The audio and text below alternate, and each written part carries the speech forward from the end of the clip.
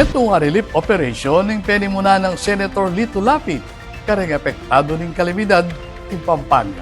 Ayon ng report ng Patricia Mamango. Penimuna ng Senator Lito Lapid ng distribusyon ng food packs para kareng apektado ng albog kareng migit 800 na pamilya kaya king Balen Santo Tomas king pamakipag-ugnayan king Department of Social Welfare and Development o DSWD. Agpangkang Mayor John Sambo, iti nakano ing tuturing nga peka malalang kalamidad. Abisa na ning Balen Santo Tomas nung rin laganas apitong barangay ing makalbog keti. Kaya ba ng Senador King Lingkod Caravan ng kayang anak ay TIEZA General Manager Mark Lapid at Pora Councilor Maynard Lapid. May kisan metong la naman King Pamamia Saup, dina Mayor John Sambo, Board Member Kay Nagit at 4th District Representative Ana York Bondok Sagong. At bano-bano naman po, datlalbog mumuran, panayinak man po kiti at dadalawan to rin kaya katangkabalen kiti king lalawig ang Kapampangan. Kaya ganang nga po halos makalbugar sa durutan tala. At kaya ni po uling maluwang ang maraming disaster. Ayun nga, puro relief muna kasi pansamantala lang naman pagkakaano naman to. At pansamantala lang, kahit konti siguro makakatulong naman to. Ayun, nasabi ko nga kay Mayor, mag-request na lang siya kung anong gusto niya rito.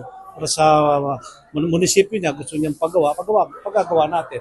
Pinapangako ko na. Tuloy-tuloy po yan, tuloy-tuloy. Kasama ko aking anak na si Mark Lapid at saka si Maynard Lapid, si Congresswoman dito sa 4th District. Yan, lalo na yung halos yung 4th District, lubog eh. Agpangka Mayor Sambo, laganas na rin 7 barangay ning Balen, apektado ning tuki-tuking pamanuran, adulot na rin milabasan na bagyo ampong habaga. This is the worst flood na nangyari sa ating, sabihin ko ng ating lalawigan, dahil may mga marka ho kami na mas malaki pa ang tubig baha ngayon kumpara noong 1972. Mas mataas ho ang water level nito sa aming bayan. Alos buong lalawigan, makalbog po. Ketipu, Balen, Santo Tomas, 5 out of 7 really severely affected and our 2 barangays partially affected by floods. Pero naniniwala po ako, sabi ko nga ho sa aking mga kababayan, may pag-asa pa. May pag-asa na malabanan natin ho, na maalis natin ang baha sa ating bayang Santo Tomas. Sa sobrang lakas po ng ulan, nag-overtop po ang ating mga ilog, yung tubig ilog pumasok po sa aming bayan, kaya ho kami binaha.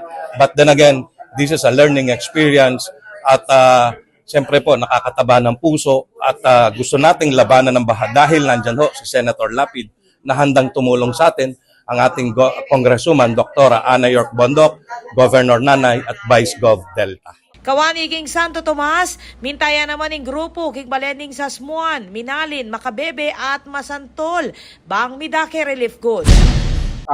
Kasi kukunan nila ring LGU ang pong MDRMM do ODA nung pilan la ring tali da ring mitura na kabalenta mo per family. So and then first wave niya kay bat ken tutuki nung maglambat pa yung albog which is baluta naman maglambat yan. Yan naman makantakaligwa. So mag-prepare kami for the second wave para makapamieta mo pang south ka rin kabalenta mo. Plus mag-request kami pa kay national government nung makapamia lang nung ating pangayik sa ating pangakap or tupad makapamiela ka rin kabalenta mo kasi ngayon do kailangan din talaga uling kesa ko na ngayon alam makapag-obra lang kapanintunan. So ida po nga niya rin ngayon. So baka ilang next wave kakayan mi palabasan mi amin zona kaya rin nanita ilan naman lingunan mi. King Kabilugan, Toklula, King 5,000 na pamilya reng tinanggap DSWD relief goods kapamilatan ning grupo ng Senator Lapid. Sinigurat na namang Lapid na balawos ing pamag-check at pamag-monitor king kabilyan na reng mituran ning kalamidad. Maragulya pong bagay kaya kami, lalo na po limbog kaya po kitang bandami. Matas po yung darum kitang kaya kami. Hanggang po ito, ay po, ito po, mamagkasakit kaya pong lulub kayong obra dahil po kayong nalpog. Kaya maragulya pong bagay kaya kami. Ako po, Patricia Mamangon para King News Force Pampanga. Balitang tutuking Balen, susuyo.